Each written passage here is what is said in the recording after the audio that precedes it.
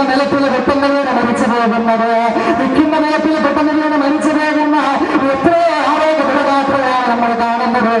അവർക്ക് മരണമുണ്ട്, അവർക്ക് രോഗമില്ല.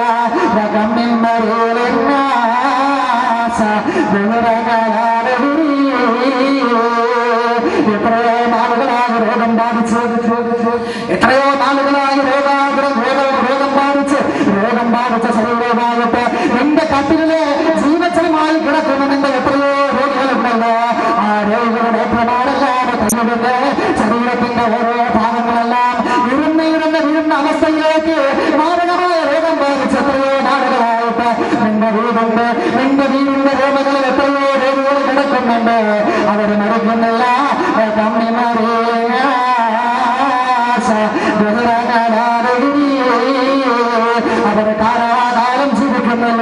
അവര് കാലാകാലം ജീവിക്കുന്നില്ലേ, എത്രയോ ആരോഗ്യപ്രദാത്രന്മാര് പെട്ടെന്ന് വീട് മരിച്ചു പോകുമ്പോൾ എത്രയോ നാളുകളാകെ രോഗം ബാധിച്ചു കിടക്കുന്നവര് അവർക്ക് മരണമില്ല. അവർ ചോദ്യചിഹ്നമാകട്ടെ കുട്ടികളെ ചെയ്യാവലംബരായി കഴിയുമ്പോൾ മരണം വരുന്നത് പ്രായം നോക്കിയിട്ടല്ല. ചിലര് മരിപ്പ് വിളിച്ച് പറഞ്ഞ് മരിച്ചെന്ന് പറഞ്ഞ് നമ്മൾ ചെല്ലമ്മ കക്കൂസ് ചെയ്ത് ചുമച്ചോണ്ടിറങ്ങി ഉണ്ടായിട്ടുണ്ട് സംഭവം. മരിച്ചെന്ന് പറഞ്ഞ് വിളിച്ചു പറയും. നമ്മൾ ഓടി ചെല്ലുമ്പോൾ എന്ത് ചെയ്യും? അതേ വീട്ടിലുണ്ട്, ഒരു കുഴപ്പമില്ല. എത്രയോ സംഭവങ്ങൾ പത്രത്തിൽ തന്നെ വായിച്ചിട്ടില്ലേ നമ്മള്?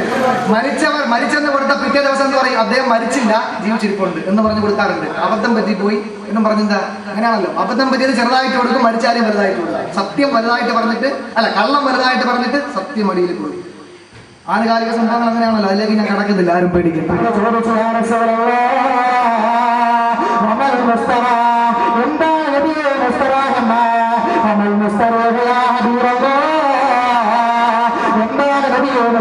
പറഞ്ഞാൽ അപ്പോഴാണ് അള്ളാഹുവിന്റെ പ്രവാചകൻ പറഞ്ഞവന് സുഹൃതം ചെയ്തവനാണെങ്കിൽ, നല്ലത് പ്രവർത്തിച്ചവനാണെങ്കിൽ, അവന് ഭോജിക്കാനുമല്ല ദുനിയാവിൽ വന്നത്, ജീവിക്കാൻ വേണ്ടിയിട്ടാണ് ആഖിറത്തിലേക്ക് വേണ്ടിയിട്ട് മുതൽക്കോട്ടുകൾ ദുനിയാവിൽ ഉണ്ടാക്കാൻ വേണ്ടി വന്നവനാണെങ്കിൽ അവന് സന്തോഷമാണ്. അതിന് സ്വർഗം കൊടുക്കണമെങ്കിൽ, സ്വർഗം കിട്ടണമെങ്കിൽ, അവൻ ചെയ്ത ജോലിക്ക് കൂലി കിട്ടണമെങ്കിൽ അവൻ മരിക്കേണ്ടി വരും. ആ മരണം അവന് അനുഗ്രഹമാണ്, സന്തോഷമാണ്.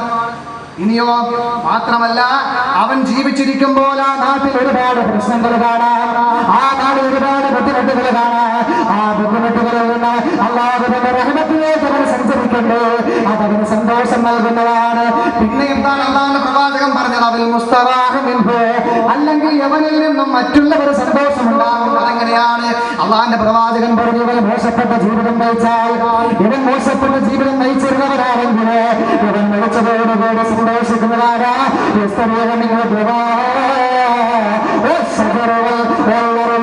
ഭൂമിയും മൃഗങ്ങളും പക്ഷിപ്രമാണികളും വൃക്ഷങ്ങളും മനുഷ്യരുമൊക്കെ നിന്റെ മരണത്തിന്റെ പേരിൽ സന്തോഷിക്കുന്നുണ്ടെന്ന് അല്ലാഹുവിന്റെ പ്രവാചകനെ പഠിപ്പിക്കുന്നു.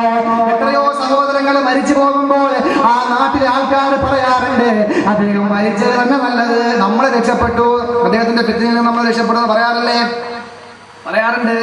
എന്തുകൊണ്ടാ? നമ്മുടെ ജീവിതം ശരിയാകാത്തത് കൊണ്ട്. മരണം അനുഗ്രഹം തന്നെയാണ്. ഒന്നുകിൽ നമ്മൾ എന്തായിരിക്കും? നല്ലത് ചെയ്യുന്നവരായി, അതിന് സ്വർഗം വേണമെങ്കിൽ മരിച്ചു പോയി. അല്ലെങ്കിലോ മറ്റുള്ളവരെ ബുദ്ധിമുട്ടിക്കാൻ നമ്മളങ്ങ് ഒഴിഞ്ഞു കൊടുത്തേക്കണം എന്ന് പറഞ്ഞാൽ ആത്മഹത്യ ചെയ്യരുത്. ഒരിക്കലും മരണത്തെ കൊതിക്കാൻ പാടില്ല. അങ്ങനെ കൂടിയുണ്ട്. ഇൻഷാ അല്ലാഹ് ലാസ്റ്റ് പറയാം. മരണത്തെ നമ്മൾ കൊതിക്കാൻ പാടില്ല, അത് പറയാം.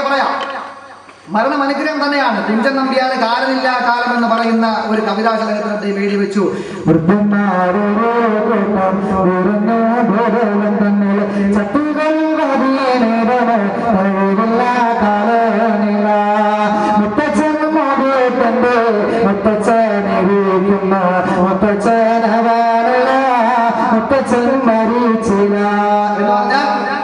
ഒരു കൂട്ടം വീട്ടില് നമ്മളത് ആലോചിച്ച് നോക്കിയേ. നമ്മളെ വീട്ടിൽ ആരും മരിച്ചിട്ടില്ലെന്ന് ഇരിക്കട്ടെ, എത്ര തലമുറ വീട്ടിൽ ഇതിനൊക്കെ ആഹാരം കൊടുക്കുന്നത് എങ്ങനെയാ? രണ്ടുപേരുള്ളപ്പോൾ തന്നെ ആഹാരം കൊടുക്കാൻ കഴിയുന്നില്ല. വിവാഹം കഴിഞ്ഞ് എത്ര മക്കളുണ്ട്? അത് ഒരാളെ ഉള്ളൂ. എന്താ പിന്നെ കാശില്ലേ? എവരാണ് ഭക്ഷണം കൊടുക്കുന്നത്? അള്ള പറഞ്ഞെന്താ? ലാ തഖ്തുലു ഔലാദകും ഖശിയത.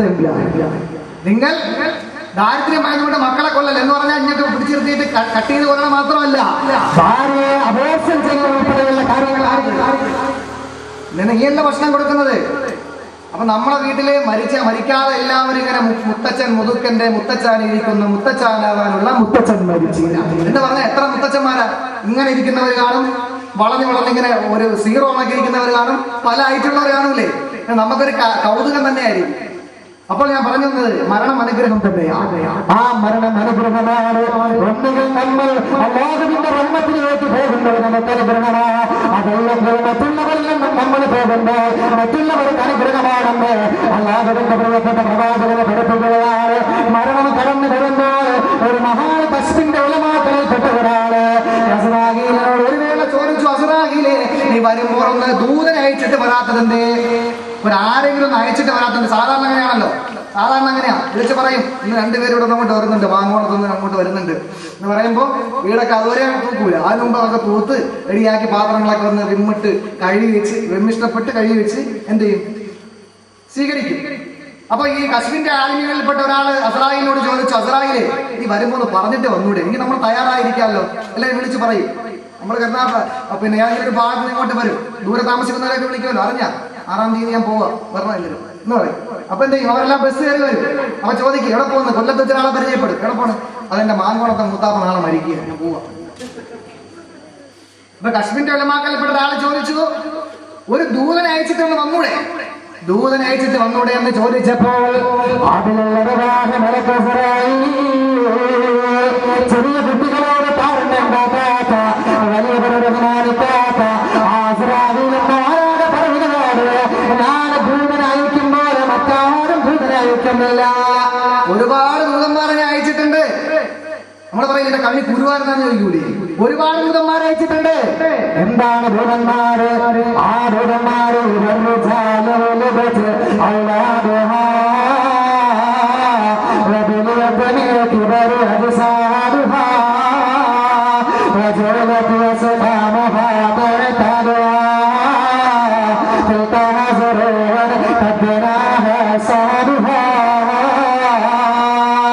അസ്റായീൽ എന്ന ദൂതന്മാരാണ്. ഓരോരുത്തരും ശ്രദ്ധിക്കുക.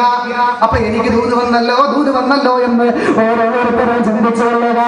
അസ്റായീൽ പറഞ്ഞു കൊടുക്കുകയാണ്,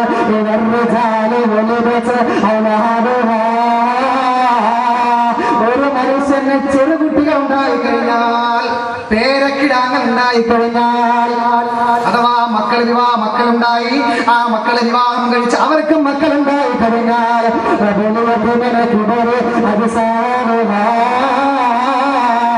മറ്റു പറഞ്ഞ വേലകളെ പോലെ നിന്റെ ശരീരത്തിന്റെ തൊലികളുണ്ടല്ലോ, ആ തൊലികളെ വിണ്ടു കീറിക്കഴിഞ്ഞാൽ, അഥവാ ചുക്കിച്ചുളങ്ങിയ തൊലികളായി കഴിഞ്ഞാൽ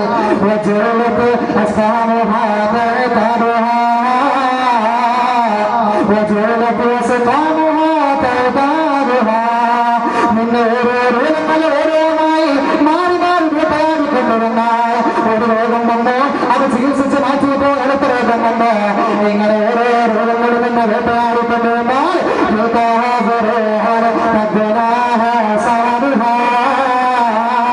കൊയ്ത്തിന്റെ സമയമെടുത്ത കൃഷിയാണ് കൂട്ടത്.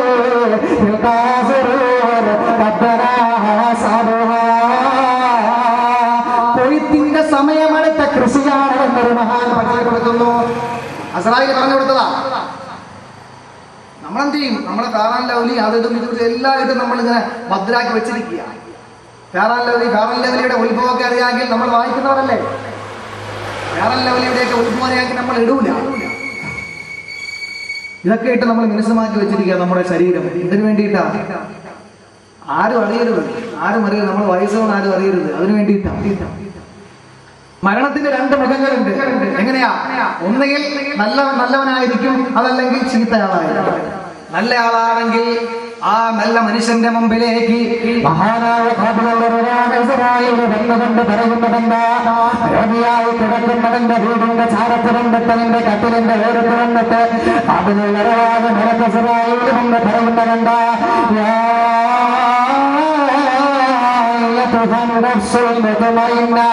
അല്ലയോ സമാധാനപൂർവമായ മനസ്സ്, സമാധാനം സ്ഫുരിക്കുന്ന ശരീരമേ, അല്ലയോ സമാധാനമുള്ള ആത്മാവ്, അല്ലാതെ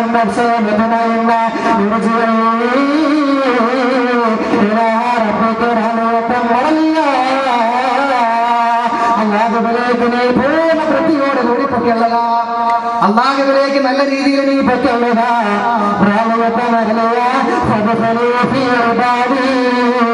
അല്ലാഹുവിന്റെ സച്ചരിതരായ ദാസന്മാരിൽ ഉൾപ്പെട്ടുകൊള്ളുക. അതുപോലെ സത്യവിശ്വാസികൾക്ക് നിത്യസങ്കേതമായ കൈകൊണ്ട് തൊട്ടാതെ പൊട്ടിച്ചിരിക്കുന്ന മണിനീര കമ്പകളുടെ നാടൻ കൊണ്ട് മുഖരിതമായ സുഖലോലത സ്വർഗമുണ്ടല്ലോ. ആ സ്വർഗത്തിലേക്ക് നീ പ്രവേശിച്ചു കൊള്ളുക എന്ന് നമ്മൾ നമസ്കരിക്കുന്നവരാണെങ്കിൽ, തലവരച്ച് നടക്കുന്നവരാണെങ്കിൽ, നമ്മുടെ ജീവിതത്തിലെ നല്ല കാര്യങ്ങൾ അധികരിപ്പിക്കുന്നവരാണെങ്കിൽ, ഭർത്താക്കന്മാരെ അനുസരിക്കുന്നവരാണെങ്കിൽ, മക്കളോട് കരുണ കാണിക്കുന്നവരാണെങ്കിൽ, അല്ലാതെ പറഞ്ഞ കാര്യങ്ങൾ കൊണ്ട് നിർവഹിക്കുന്നവരാണെങ്കിൽ, സിനിമാ ലോകത്തോട് വിട പറയുന്നവരാണെങ്കിൽ, നിന്റെ വീടിന്റെ ഉള്ളവകളില് നീ രോഗിയായി കിടക്കുമ്പോൾ സഹോദരി സഹോദര നിന്റെ അടുക്കൽ വന്നിട്ട് നിനക്ക് പറയുന്നതെന്താ? അല്ലയോ സമാധാനപൂർവമായ ആത്മാവേ,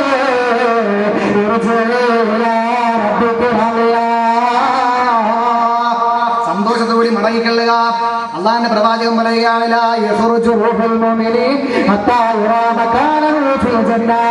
ഒരു മനുഷ്യനെ മരിക്കുമ്പോൾ അവന് സ്വർഗത്തിന്റെ ഫോട്ടോ അല്ലാഹു കാണിച്ചു കൊടുക്കും. മുഹമ്മദ് മുസ്തഫ മലക്കുകൾ വന്നിട്ട് സ്വർഗത്തിന്റെ ഫോട്ടോ കാണിച്ചു കൊടുക്കും അത്രേ. അത് കാണുമ്പോഴാണ് സന്തോഷത്തോടു കൂടി നമ്മൾ ചില മരണ വീട്ടിൽ പോയിട്ട് വന്നിട്ട് പറയുന്നത് എന്താ? ചിരിച്ചുകൊണ്ട് കിടക്കണമെന്ന് പറയും. കൂടുതൽ അഭിപ്രായം പറഞ്ഞ സ്ത്രീകളാണ്. ചിരിച്ചുകൊണ്ട് കിടക്കണമെന്ന് പറയും. മടവൂര് പ്രസവം കഴിഞ്ഞതോടെ എന്നെ നോട്ടപ്പുള്ളിയാക്കിയാണ് സ്ത്രീകൾ. എന്ത് പറഞ്ഞാലും സ്ത്രീകളെ കുറ്റം പറയും. ആണുങ്ങളെ പറ്റി ഒന്നും പറഞ്ഞില്ല. ജുമയ്ക്ക് ആണുങ്ങൾക്കാ കൊടുക്കും, നിങ്ങൾ കേൾക്കാത്ത നിങ്ങൾ കുഴപ്പം. എന്ത് കുഴപ്പം? എന്താ പറഞ്ഞത്? അള്ളാന്റെ പ്രവാചകൻ പറയുന്നു, നമ്മൾ വന്നിട്ട് പറയാറുണ്ട്, ഒരാൾ മരിച്ചു കഴിഞ്ഞാൽ തിരിച്ചു വന്നിട്ട് നമ്മൾ പറയും ചിരിച്ചുകൊണ്ട് കിടക്കുന്നു. ശരിയാ, ചിരിച്ചുകൊണ്ട് കിടക്കുന്ന എന്തുകൊണ്ടാ? മരണത്തോടെ മല്ലടിക്കുന്ന സകരാത്തിന്റെ ഹാര്. മോശമായ ജീവിതം നയിച്ച സഹോദര, മോശമായ ജീവിതം നയിച്ച സഹോദരി, ചിന്തിച്ചു കൊള്ളുക. മരണാസനായി കിടക്കുന്ന സന്ദർഭത്തില് അല്ലാഹുവിന്റെ ഖുർആൻ പറയുകയാണ്,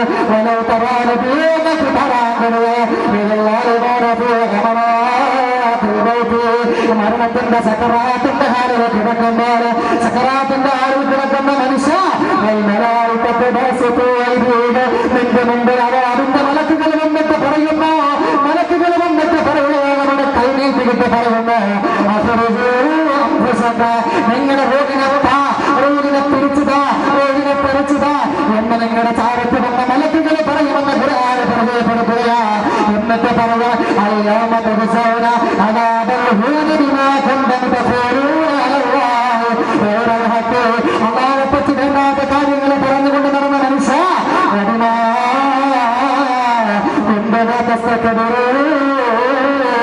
ഞാനാണ് വലിയ ആളെന്ന് പറഞ്ഞിട്ട്, ഞാനാണ് എല്ലാം തികഞ്ഞവരെന്ന് പറഞ്ഞിട്ട്, ജ്ഞാനത്തിന്റെ ഉടമസ്ഥരായ മനുഷ്യ നിന്റെ മുമ്പിലേക്ക് മലക്കുകൾ വന്നിട്ട് അവർ പറയുന്ന എന്താ? ഇങ്ങോട്ട് ഇടണം നിന്റെ ആത്മാവ് എന്ന് പറഞ്ഞുകൊണ്ട് നിന്റെ ആത്മാവിനെ വലിച്ചു പിടിക്കുമെന്ന് അല്ലാഹുവിന്റെ ഖുർആൻ പറയുന്നു. ആദരവായ പ്രവാചകർ നബി മുഹമ്മദ് മുസ്തഫ അല്ലാഹുവിന്റെ പ്രവാചകർ പറയുകയാണ്, അല്ലാഹുവിന്റെ പ്രവാചകർ പറയുകയാണ്,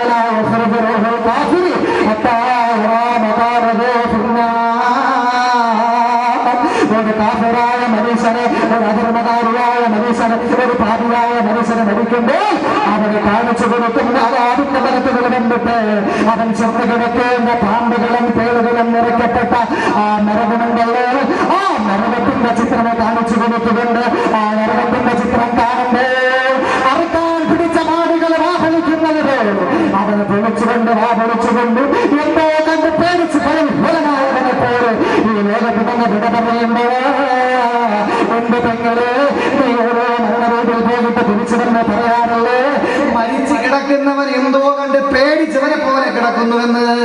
അതങ്ങനെയാ. നല്ലത് ചെയ്താൽ മരിക്കുമ്പോഴുണ്ട്, ജീവിക്കുമ്പോൾ മാത്രമല്ല മരിക്കുമ്പോഴും, മരിച്ച ശേഷമൊക്കെ ഉണ്ട്. മരിച്ച ശേഷം നാളെ ഇൻഷാ അല്ലാഹ് പറയാം. മരിച്ചു പോകുമ്പോൾ അവസ്ഥയാണ് നാലാമത്തെ ബന്ധമാ പറഞ്ഞു വരുന്നത്. മരിക്കുമ്പോൾ അല്പസമയം റൂഹ് മാറി നിൽക്കും. അതായി പറഞ്ഞു വരുന്നത്. എന്റെ പ്രിയമുള്ള സഹോദരന്മാരെ, ഈ സന്ദർഭത്തിൽ സാമ ബിൻ നൂഹ് എന്ന് പറയുന്ന ഒരു മനുഷ്യൻ, ഈസാ നബി അലൈഹി സ്വലാത്തു വസ്സലാം അദ്ദേഹത്തിന്റെ സമുദായത്തോട് ഇറങ്ങിയിട്ട് അള്ളാഹയെ പറ്റി പഠിപ്പിച്ചു കൊടുത്തപ്പോൾ അവര് പറഞ്ഞു, നീ അള്ളാന്റെ പ്രവാചകൻ എന്താ തെളിവ് എന്ത് തെളിവ് വേണം? മരിച്ചവരെ ജീവിപ്പിക്കും, അന്ധന്മാർക്ക് കണ്ണു കാഴ്ച കൊടുക്കും, വെള്ളപ്പാട്ടുകാരൻ അസുഖം മാറ്റി കൊടുക്കും. എന്താണ് നിങ്ങൾ കാണേണ്ടത്? പറ. അങ്ങനെയൊക്കെ ഉണ്ട് കേട്ടോ. ഔലിയാക്കൾക്ക് കറാമത്ത് എന്നുള്ള സംഗതിയുണ്ട്. ഇതൊന്നും വേണ്ട, നേരെ ദീനിലേക്ക് വരുന്നുള്ള ചിന്താഗതിക്കാരെ നമ്മളാവാൻ പാടില്ല. അവരുടെ വിശ്വാസം ഉറയ്ക്കാൻ വേണ്ടിയിട്ടാണ് അമ്പിയാ മുർസലുകൾക്ക് മോചിതത്ത് കൊടുത്തത്. അതിനുശേഷം വന്ന അള്ളാഹുവിന്റെ ഔലിയാക്കൾക്ക് അവർ ദീന് സ്ഥാപിക്കുന്നതിന് വേണ്ടിയിട്ടും അത് മറ്റുള്ളവരെ വിശ്വസിപ്പിക്കുന്നതിന് വേണ്ടിയിട്ടാണ് കറാമത്ത് കാണിച്ചു കൊടുത്തിരിക്കുന്നത്. പറയുകയാണെങ്കിൽ പിന്നെ ഏറ്റവും വലിയ ഔലിയ ശൈഖുൽ മശായിഖ് ഖുദ്വത്തുൽ ആലം എന്താ മുതുകാട് റഹ്മത്തുള്ളാഹി അലൈഹിന്റെ ചോദിക്കും. കാരണം എന്താ? നിമിഷ നേരം കൊണ്ടല്ലേ എല്ലാം കാണിക്കുന്നത് എന്ന് ചോദിക്കും. ഷാബിമാൻ പറഞ്ഞിട്ടുണ്ട്, ഷാബിമാൻ തോന്നുന്നു അതേ മൊഹീദ്ദീൻ ആരാണെന്ന് പറഞ്ഞിട്ടുണ്ട്. എന്താ പറഞ്ഞത്? കിതാബും സുന്നത്തും അനുസരിച്ച് ജീവിക്കുന്നവനാണോ, അഥവാ ഹദീസ് അനുസരിച്ച് ജീവിക്കുന്നവനും ഖുർആൻ അനുസരിച്ച് ജീവിക്കുന്നവനുമാണെങ്കിൽ അവൻ്റെ കറാമത്ത് തന്നെയാണ്. വെള്ളത്തിന്റെ മുകളിലൂടെ നടക്കും, എല്ലാം ചെയ്യും. ഈസാ നബി അലൈഹി സ്വലാത്തു വസ്സലാമയോട് പറഞ്ഞു, അന്നത്തെ സമുദായം പറഞ്ഞു, ഇങ്ങനെ കാര്യം ചെയ്യും, ഞങ്ങളുടെ നാട്ടിൽ നിന്ന് പണ്ട് മരിച്ചു പോയ ഒരാളെ കാണിച്ചു തരാൻ പറഞ്ഞു. ആരെ വേണം? സാബിബിന് നൂഹിനെ വേണം. ശരി, സാബിബിന് നൂഹിന്റെ ഖബറിനെ പോലെ ചെന്നിട്ട് മഹാനായ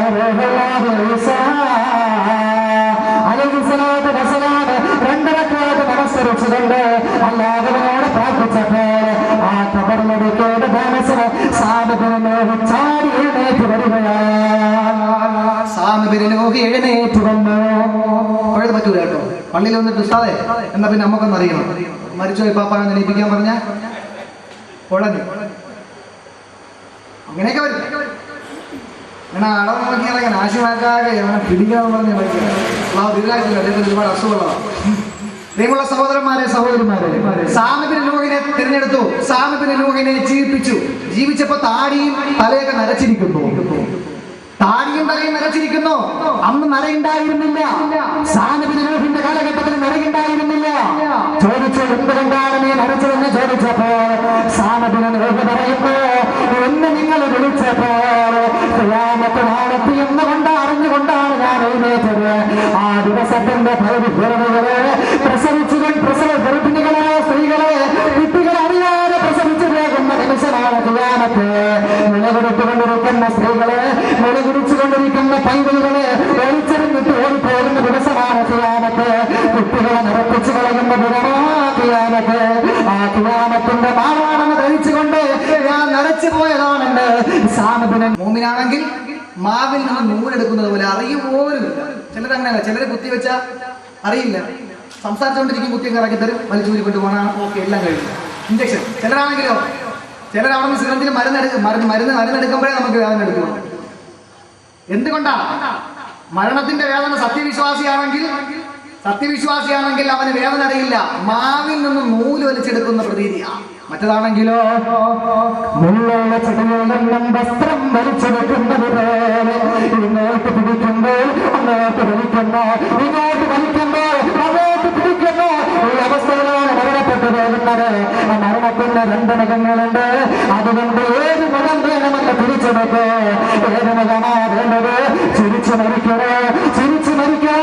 എന്ന് ചിരിപ്പിച്ച് മരിക്കാൻ വേണ്ടിയിട്ട് ഇന്ന് ഒരുപാട് പേര് നടക്കുകയാണ്. ചിരിച്ചു മരിക്കുകയാണെങ്കിൽ ഞങ്ങളെ കൂടെ വാ എന്ന് പറഞ്ഞിട്ട് നടക്കുന്നവരുണ്ട്. നിങ്ങൾക്കറിയണോ, അലിയാർ തങ്ങള് ലോകത്തെ മസാലിസന്മാരുടെ നേതാവായ അലികൾ മുറുക്കലോ പ്രഥമ ശിഷ്യന്മാരായ മുരീർമാരായ അവര് പറഞ്ഞു, ഞങ്ങൾ ഇനി ചിരിക്കണമെങ്കിൽ ഞങ്ങൾ എവിടെയാണ് ഞങ്ങളുടെ മസീർ? നരകമാണോ സ്വർഗമാണോ ഞങ്ങൾ പോകേണ്ടതെന്നറിഞ്ഞാല് ഞങ്ങളിത് ചിരിക്കണമെന്ന് പറഞ്ഞ അവര് മരിച്ചെന്നതുവരെ ചിരിച്ചിട്ടില്ല. എന്നിട്ട് മരിച്ചതിന് ശേഷം മയ്യത്ത് കട്ടിയിൽ കിടത്തിയിട്ട് കുളിപ്പിച്ചതിന് രേഖപ്പെടുത്തുന്നു. രണ്ടുപേരും പുഞ്ചിരിക്കുന്നു, രണ്ടുപേരും ചിരിക്കുന്നു. അതുകൊണ്ട് ചിരിച്ചു മരിക്കാൻ തയ്യാറാവുക. അതുകൊണ്ട് ആ നാലാമത്തെ വിഭാഗം ഞാൻ പൂർത്തിയാക്കുകയാണ്. നാലാമത്തെ ബന്ധമാണ് മരണസമയത്തുള്ള ബന്ധം, ആത്മാവും ശരീരവുമായിട്ടുള്ള ബന്ധം. നാലാമത്തെ ബന്ധമാണ്. ഇനി അഞ്ചാമതൊരു ബന്ധമുണ്ട്, അത് പറഞ്ഞ് പെട്ടെന്ന് നമുക്ക് അറിയാം. അഞ്ചാമതൊരു ബന്ധമുണ്ട്. അതേതാണ്? അഞ്ചാമത്തെ ബന്ധം പുനർജന്മത്തിന്റെ ബന്ധമാണ്. മരിച്ചു, കബറി കൊണ്ടുവച്ചു, പിന്നെ പുനർജീവിതം. അതാണ് യഥാർത്ഥ ജീവിതം തുടങ്ങുന്നത്. കൊണ്ട് കൊടുക്കും. അതല്ലേ പറഞ്ഞത്, ഒരു മനുഷ്യനെ കബറടക്കപ്പെട്ടാൽ സഹോദരിമാർ മനസ്സിലാക്കുക, ഒരു മനുഷ്യനെ കബറടക്കിയാൽ ആ കബറടക്കി പലക വെച്ചു മണ്ണിട്ട് മൂടിയതിനു ശേഷം എല്ലാം കഴിഞ്ഞു, തൽക്കീനൊക്കെ ഓതി എല്ലാം കഴിഞ്ഞ് അവിടെ നിന്ന് പോകുമ്പോൾ പോകുന്നവരുടെ ചെരുപ്പടിയുടെ ശബ്ദം പോലെ മയ്യത്ത് കൊടികൾ കിടന്ന് കേൾക്കുമെന്ന് മുഹമ്മദ് മുസ്തഫ. ചെരുപ്പിന്റെ വാറടി ശബ്ദം പോലും അവർ കേൾക്കും. പിന്നെയാണോ കേൾക്കൂലെന്ന് ചോദിച്ചാൽ അവിടെ പോകാൻ പറയാൻ കേൾക്കോ? തെളിവ് ചോദിക്കുന്നതേ തെളിവ്. ചേകന്നൂര് പഠിച്ചുകൊണ്ടിരിക്കുമ്പോൾ ഉസ്താദത്ത് ചോദിച്ചു, എന്ത് പറഞ്ഞാലും അതിനെന്താ തെളിവ്? അതിതാ. ഇതിനെന്താ തെളിവ്? അതിതാ എന്നും പറഞ്ഞ എല്ലാത്തിനും തെളിവ് കൊടുത്ത് അവസാനം ഗതിയായിട്ട് ഉസ്താദ് പറഞ്ഞത്, നിന്റെ കാര്യത്തിൽ തെളിവില്ലാതെ പോകണ ചെയ്താനേ. ഇതുവരെ അവന്റെ കാര്യത്തിൽ യാതൊരു തെളിവുമില്ല. ചേകന്നൂരിന്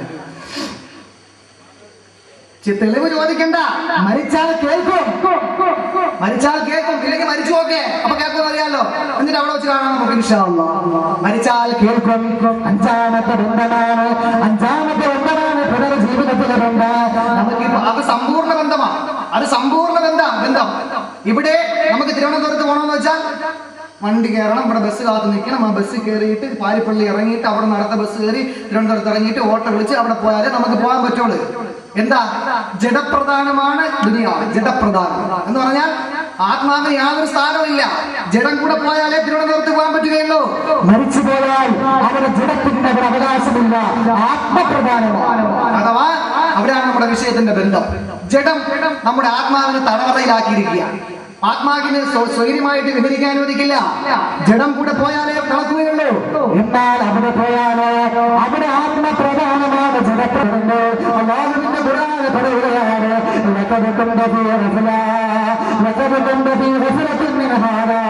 ഈ പറയുന്ന കാര്യങ്ങളെ കൊണ്ട് നീ അശ്രദ്ധനായിരുന്നു, നിനക്കതിനെ പറ്റി ഒന്നും സംസാരിക്കാൻ കഴിവില്ലായിരുന്നു, അതിനെപ്പറ്റി നിനക്കൊന്നും പറയാൻ കഴിവില്ലായിരുന്നു, ചിന്തിക്കാനുള്ള കഴിവ് നിനക്കില്ലായിരുന്നു. നീ അശ്രദ്ധമായി നടന്നു.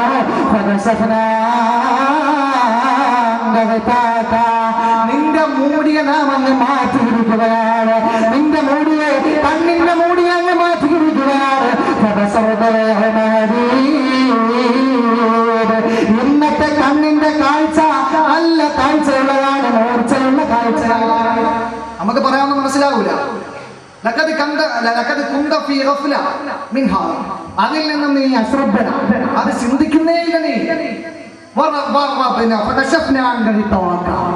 ആഖിറത്തിൽ വരുമ്പോൾ അല്ലാഹ് പറയുന്ന കാര്യം ദുനിയാവിൽ വെച്ച് നമ്മൾ പഠിപ്പിച്ചിരിക്കുക. ഇന്ന് നിന്റെ മൂടി, കണ്ണിന്റെ മൂടി, ഒരു മൂടി ഉണ്ടായിരുന്നു, അതുകൊണ്ടാണ് അത് കാണാൻ കഴിയാത്തത്. ആ മൂടിയനാ മാറ്റിയിരിക്കുകയാണ്. ഇന്നേ ദിവസം നിന്റെ കാഴ്ച അപാരമായ കാഴ്ചയാ.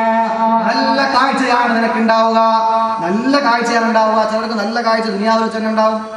നല്ല കാഴ്ച ഉണ്ടാവുന്നവരുണ്ടല്ലോ. ഈ ചിലര് കണ്ണ് നോക്കിയിട്ട് നീ പറഞ്ഞാൽ അത് സംഭവിക്കും. ഓ നല്ല വീടാണെന്ന് പറഞ്ഞാൽ പിറ്റേന്ന് ഇടിഞ്ഞു വീഴും.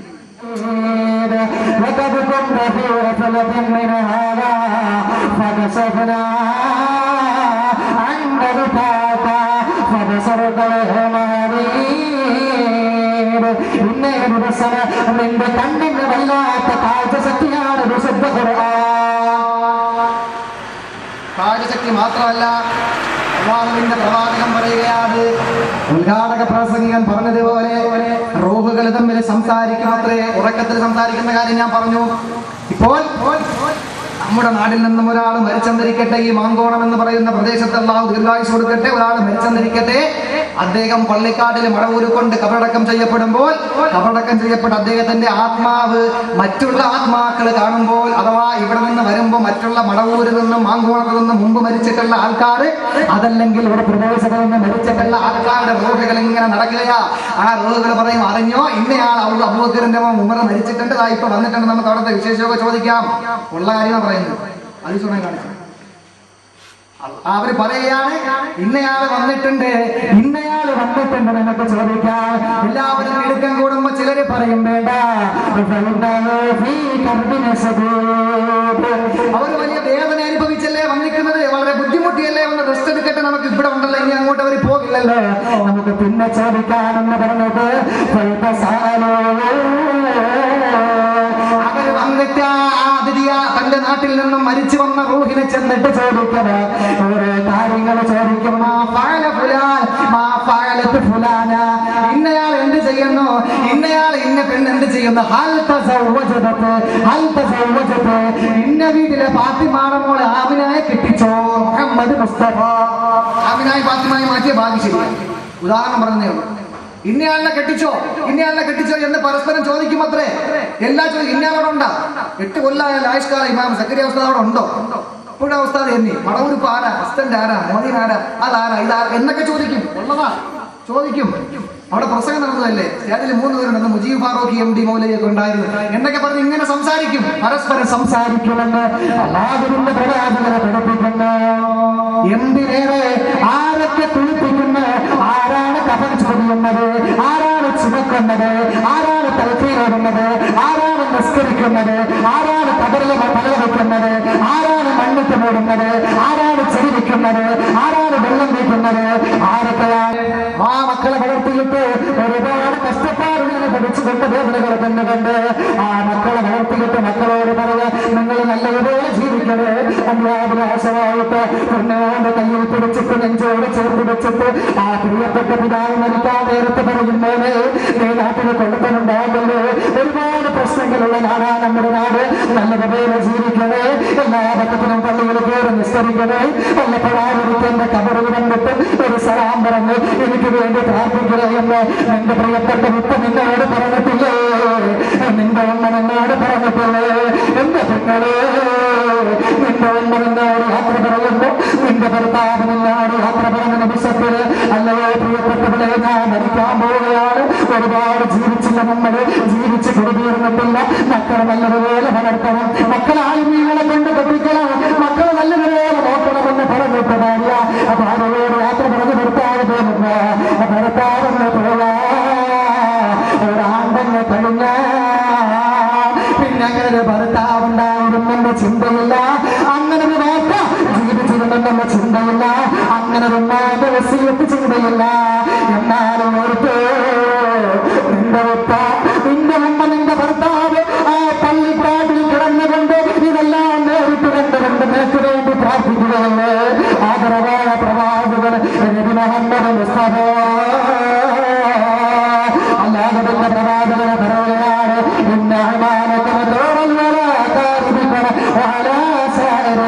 നിങ്ങളുടെ അടുത്ത ബന്ധുക്കളുടെ മേൽ, നിങ്ങളുടെ അകന്ന ബന്ധുക്കളുടെ മേൽ, നിങ്ങളുടെ സഹോദരങ്ങളുടെ മേൽ നിങ്ങളുടെ എല്ലാം അമലുകൾ വെളിവാക്കപ്പെടുകയാണ്. നിങ്ങളുടെ അമലുകൾ നിങ്ങളുടെ സഹോദരന്മാരുടെ, നിങ്ങളുടെ കൂട്ടുകുടുംബാദികളുടെ മേൽ നിങ്ങളുടെ അമലുകളെല്ലാം വെളിപ്പെടുത്തുകയാണ്. അത് നല്ലതാണെങ്കിൽ, സൽക്കർമാണെങ്കിൽ സൽക്കർമാണെങ്കിൽ, അവർ മരിക്കുമ്പോൾ പറഞ്ഞിട്ട് പോയതുപോലെയാണ് നിങ്ങൾ ജീവിക്കുന്നതെങ്കിൽ അതുകൊണ്ട് അവർ സന്തോഷിക്കുന്നു. അല്ലാഹുവിന്റെ പ്രവാചകൻ പറഞ്ഞതാ. അത് കേട്ടുകൊണ്ട് കണ്ടുകൊണ്ടവർ സന്തോഷിക്കുന്നു. നിങ്ങളെല്ലാം നിന്റെ പ്രവർത്തനമെങ്കിൽ ഹൈറായ ജീവിതമല്ല നീ നയിക്കുന്നതെങ്കിൽ അവർ പൊട്ടിത്തുറന്നുകൊണ്ട് പ്രാർത്ഥിക്കുന്നു.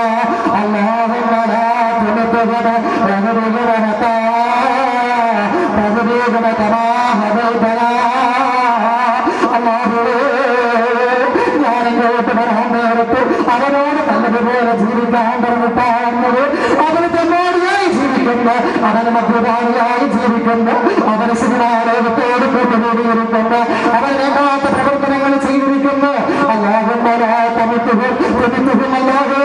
എന്റെ മോനെ നീ മരിപ്പിക്കുകയല്ല, എന്റെ ഭാര്യനെ മരിപ്പിക്കുകയല്ല.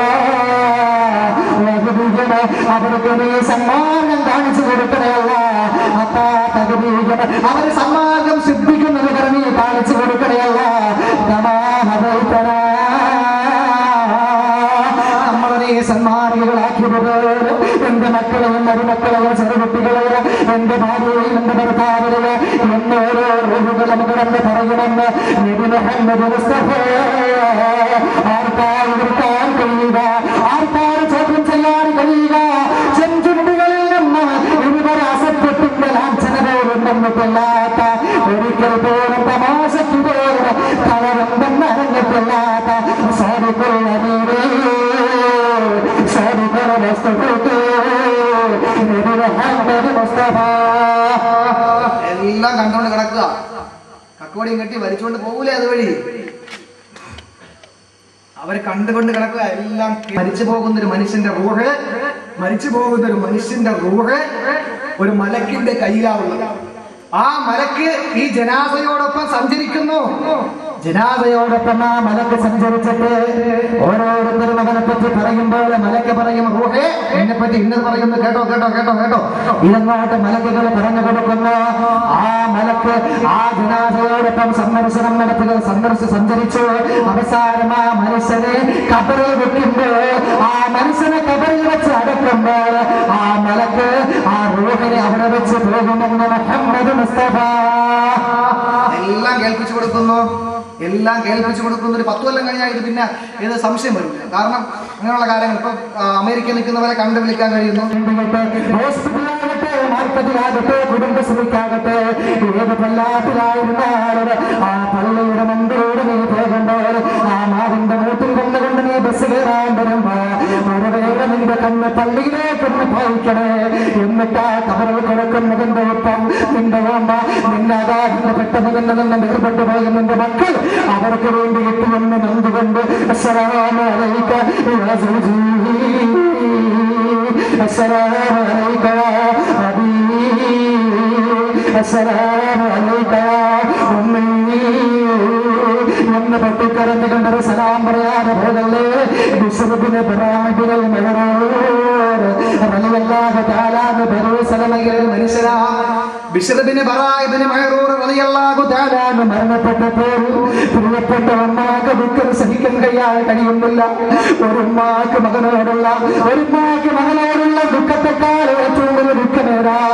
ഭർത്താവ് മരിച്ച ഭാര്യയ്ക്കില്ലാത്ത ദുഃഖമല്ലേ ഒരു മാതാവ് ഒരു പിതാവ് മരിച്ചു പോയാലുള്ള ദുഃഖമോ? ആ ദുഃഖത്തില് ആ ബറാഇബിന്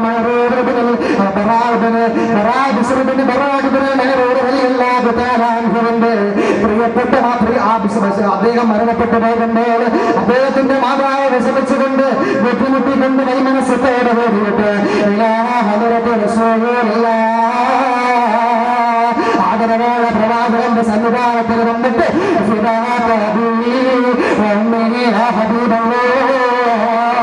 അല്ലാഹുവിന്റെ റസൂലേ, എനിക്കൊരു കാര്യം ചോദിക്കാറുണ്ട്. എന്റെ പൊന്നുമകൻ ബിസ്ർ മരിച്ചുവോ? എന്റെ ബിസ്ർ മരിച്ചത്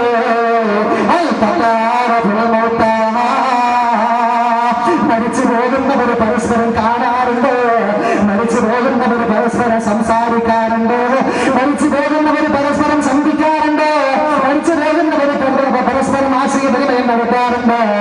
ബിശ്റുബ്നു ബറാഇബിൽ മഹറൂറിന്റെ മാതാവിനോട് അല്ലാഹുവിന്റെ പ്രവാചകൻ പറയുകയാണ്, അതേ മരിച്ചവർ തമ്മിൽ കാണും, മരിച്ചവർ തമ്മിൽ സംസാരിക്കാൻ, മരിച്ചവർ തമ്മിൽ പരസ്പരം കാണും, ആശയവിനിമയം നടത്തുമെന്ന് പറയുമ്പോ ആ ബിശ്റുബ്നു ബറാഇബിൽ മഹറൂർ റളിയല്ലാഹു അൻഹുവിന്റെ പ്രിയപ്പെട്ട മാതാവ് ആരോഗ്യപ്പെടുത്തുന്ന ഹദീസിൽ കാണാൻ കഴിയുമ്പോ ആ ബിശ്റുബ്നു ബറാഇബിൽ മഹറൂറിന്റെ പ്രിയപ്പെട്ട മാതാവ് പിന്നെ ആര് ബനൂ സലമയിൽ നിന്ന് മരിച്ചാൽ, ബനൂ സലമയിൽ നിന്ന് ആര് വഫാത്തായാൽ ആ മയ്യത്തിന്റെ ചാരത്ത് ചെന്നിട്ട് ആ മകൻ പറയുമത്രേ, അസ്സലാമു അലൈക്കും, അസ്സലാമു അലൈക്കും, അസ്സലാമു അലൈക്കും, ഇഖ്റ അലാ ബിശ്റുൽ സലാം. മയ്യത്ത് അല്ലാഹുവിന്റെ രക്ഷകനക്ക് ഉണ്ടാകട്ടെ, നിനക്കല്ലാഹുവിന്റെ സമാധാനം ഉണ്ടാകട്ടെ. ഇഖ്റ അലാ ബിശ്റുൽ സലാം. എന്റെ പൊന്നുമാണ് ബിശ്റിന് ഈ സലാമം അറിയിച്ചിരിക്കണേ, ഈ സലാമ പറഞ്ഞിരിക്കണേ എന്ന് ബനൂ സലമയിൽ ആര് മരിച്ചാൽ ആ ഉമ്മ പോയിട്ട് ആ മയ്യത്തിനോട് സലാം പറഞ്ഞിരിക്കുമെന്ന് പഠിപ്പിക്കപ്പെടുമ്പോൾ എന്റെ പ്രിയമുള്ള സഹോദരന്മാരെ, നമ്മളെന്ന് മനസ്സിലാക്കാറുണ്ടോ? നമ്മളെന്നത് ചെയ്യാറുണ്ടോ? നമ്മൾ ചെയ്യുന്നില്ല. നമ്മളെന്ന് മറന്നുപോയി കബറിന്റെ അടുത്തുകൂടി നമ്മൾ പോകുമ്പോൾ അവർ നമ്മളെ ശ്രദ്ധിക്കുന്നില്ല, നമ്മൾ ഒരിക്കലും അവരെ ശ്രദ്ധിക്കുന്നില്ല. ഏതുപോലെ ഒരു മഹാന് പറഞ്ഞതുപോലെ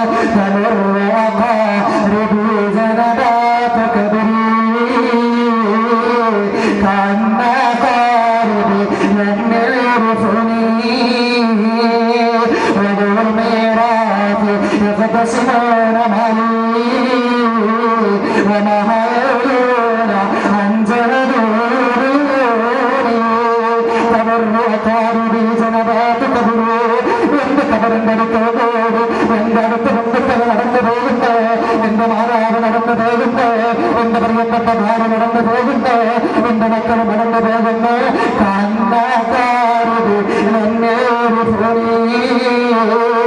എന്റെ ബന്ധുക്കൾ എന്നെ അറിയാത്തതുപോലെ പോകുന്നത് എന്നെ തിരിഞ്ഞോക്കുന്നില്ല. അവന് വേണ്ടി എത്ര കഷ്ടപ്പെട്ടതാണ്, പക്ഷേ എന്നെ തിരിഞ്ഞു നോക്കുന്നില്ല. കണ്ണാകാരത് എന്നെ എന്നറിയാത്തതുപോലെ പിന്തുടങ്ങി നടക്കുന്നു. വേണ്ടിയിട്ട് നിന്റെ ഉപ്പടക്കമുള്ള എല്ലാവർക്കും വേണ്ടിയിട്ട് മോമിനിങ്ങൾക്ക് വേണ്ടിയിട്ടും ദുആ ചെയ്തിട്ട് സന്തോഷത്തോടുകൂടി നീ കിടന്നുറങ്ങിയാൽ നിനക്ക് എന്ത് റാഹത്താണ് നിന്റെ ജീവിതത്തിൽ. അവർ സന്തോഷിക്കും. അവർക്ക് നമ്മുടെ സന്തോഷമല്ലാതെ മറ്റൊന്നുമില്ല. അതുകൊണ്ട് എന്റെ പ്രിയമുള്ള സഹോദരന്മാരെ, അഞ്ചാമത്തെ ബന്ധത്തെ സംബന്ധിച്ചാണ് പറഞ്ഞത്. പുനർജീവിതം ഉണ്ടാകുമ്പോൾ അന്ന് ബാക്കിയുള്ള സമയത്തേക്കാൾ വലിയ കണ്ണാണ്. വലിയ കണ്ണെന്ന് പറഞ്ഞാൽ കണ്ണ് വലിപ്പം കൊണ്ടതല്ല, നിന്റെ കാഴ്ച ഭയാനകരമായ കാഴ്ചയാണെന്ന് വിശുദ്ധ ഖുർആൻ പറയുകയാണ്. ഒരൊറ്റ കാര്യം കൊണ്ട് പറഞ്ഞുകൊണ്ട് ഇൻഷാ അല്ലാഹ് ഒരു 10 മിനിറ്റ് കൊണ്ട് നമുക്ക് അവസാനിപ്പിക്കാം. മരണത്തെ കൊതിക്കാൻ പാടില്ല. മരണത്തെ നമ്മൾ കൊതിക്കാൻ പാടില്ല. അള്ളാഹുവിന്റെ പ്രവാചകൻ പറഞ്ഞു,